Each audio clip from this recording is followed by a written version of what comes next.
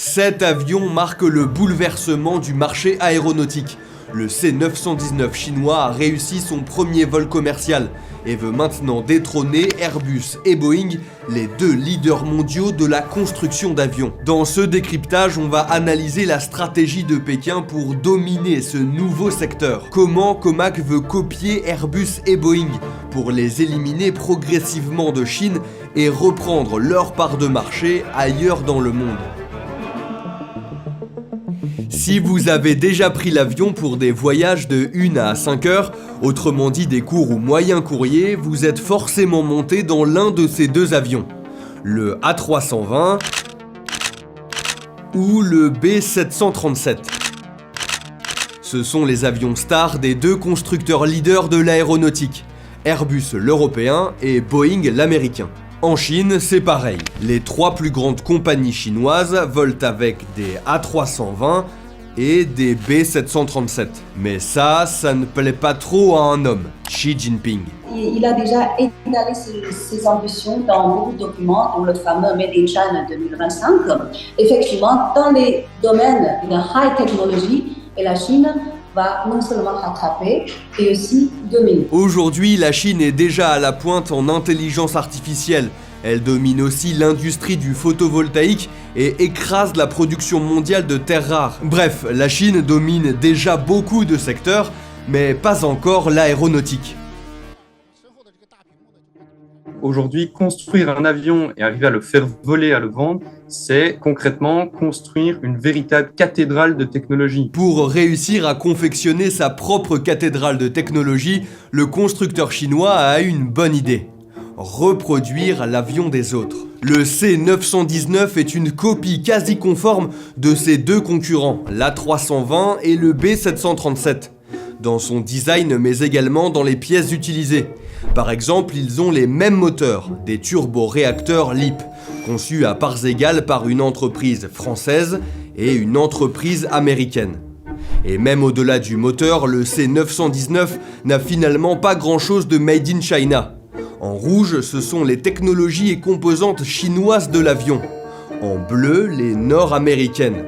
Et en vert, les européennes. C'est une enveloppe estampillée Made in China. Si vous ouvrez l'enveloppe, il y a énormément de technologies européennes et nord-américaines. C'est un feu de paille. Progressivement, la Chine voudrait réussir à produire ses propres technologies et confectionner un avion 100% chinois. Il y a des chances qu'elle y parvienne un jour car elle est prête à investir beaucoup d'argent. 65 milliards d'euros pour le C919.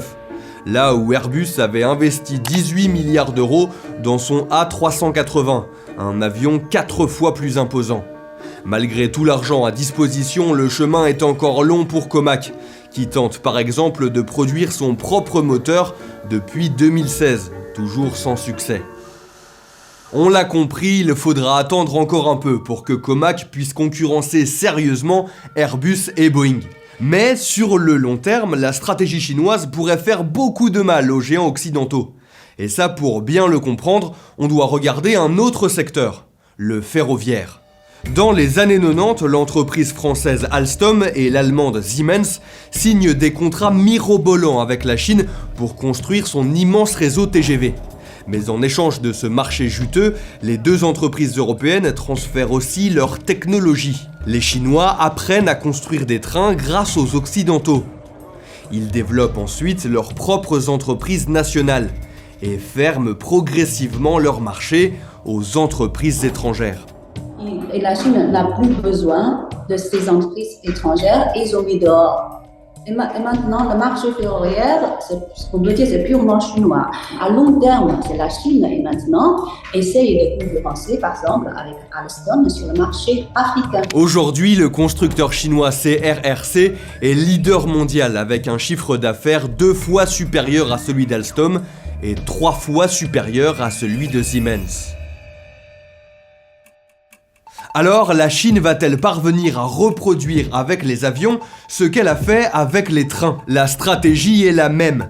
Investir dans le savoir-faire occidental avant de le copier, puis exclure de son territoire les entreprises étrangères.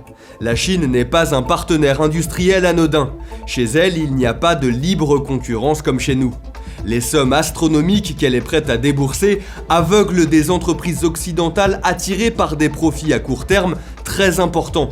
C'est ce qui s'est passé avec les trains et ce qui est en train de se passer avec les avions. Mais le marché de l'aéronautique est différent du ferroviaire. Le duopole d'Airbus et Boeing est extrêmement solide, même en Chine. Airbus a annoncé l'ouverture d'une nouvelle ligne d'assemblage de A320 près de Pékin.